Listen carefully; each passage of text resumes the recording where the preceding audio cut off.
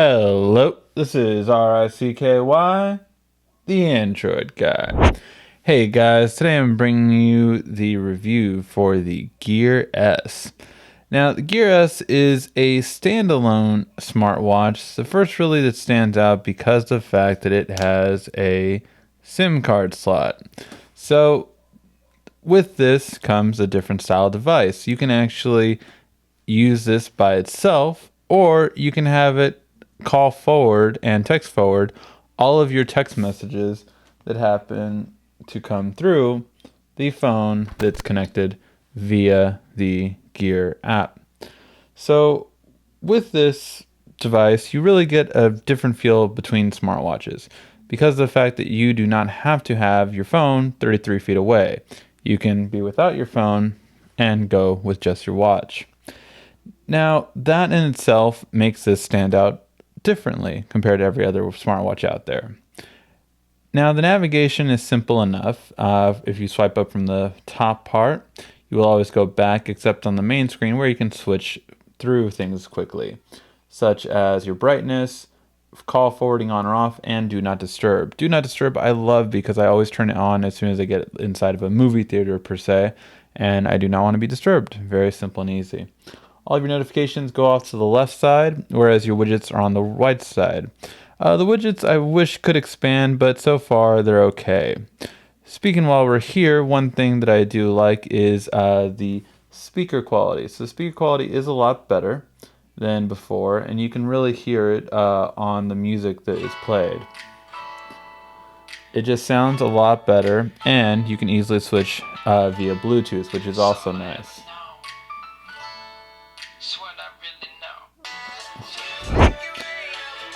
So really a lot better than the previous Gears.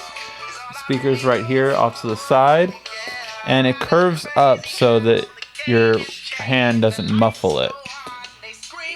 Really a lot better than the previous Gears. I did not like the speaker quality on any Gear with the exception of this new one. Now when you swipe up, you get your recent apps, so you can close down your recent apps just like on regular Android, and just close all, and then you can close them, and then you have all of your apps that you go through. Now we'll do best apps video for this, but there are some notable ones such as navigation, Yelp, Opera mini browser, still have eBay to basically be able to bid quickly. I love the tip calculator, just doing it from my watch is a lot easier than on the phone, and just a lot of other ones. My favorite by far though is something simple enough, which is called Samsung Wallet, where I go into a Starbucks and I can use my membership ID, and I can go inside of other places of course too.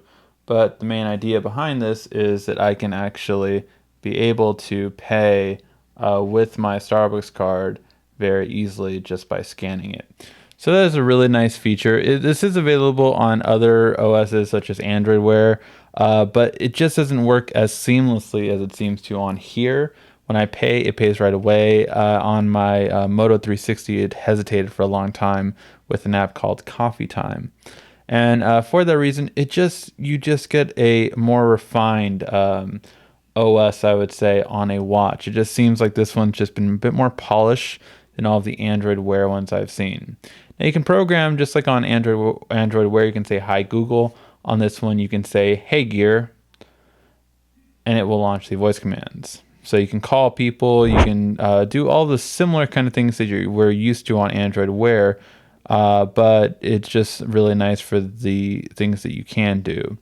It's very simple and very easy to do, and I like that you can customize what the word is going to be.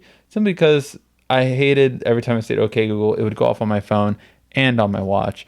This way I can better define what goes off and when. So it's really nice and simple and easy to use. So I really like this ability. How about battery life? Battery life is supposed to be 2 days on this device. However, I have pretty much always gotten about a day and a half.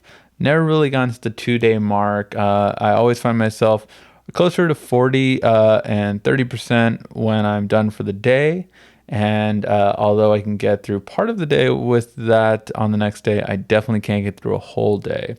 On the bright news, the charge is done within about an hour, so that's really nice for that purpose. Now, would I recommend this smartwatch above all of the rest out there? Well, that's something that I just say with this. If you want an accessory, Android Wear is where it's at in terms of having the ability to have a smartwatch, which is, going to be looking nice, especially with watches like the Moto 360 and LG Watch R. But if you want overall functionality and things you just can't get anywhere else, that is definitely going to be with the Gear S, because this isn't an accessory like all the other smartwatches. This is a phone. You really can make calls, receive calls from here. You can connect this to Bluetooth headphones. You can connect it to Bluetooth speakers, and it has its own built-in storage. You can transfer music very easily via the Gear Manager just by clicking transfer music to Gear and picking the tracks.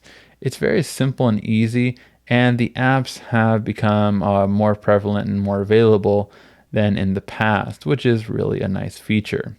So because of this, I do like the Gear S, and I would say that if you want the best overall smartwatch right now, it's going to be the Samsung Gear S. Hopefully you liked this video. Please, if you did, give a like, thumbs up down below. This has been RICKY, the Android Guy.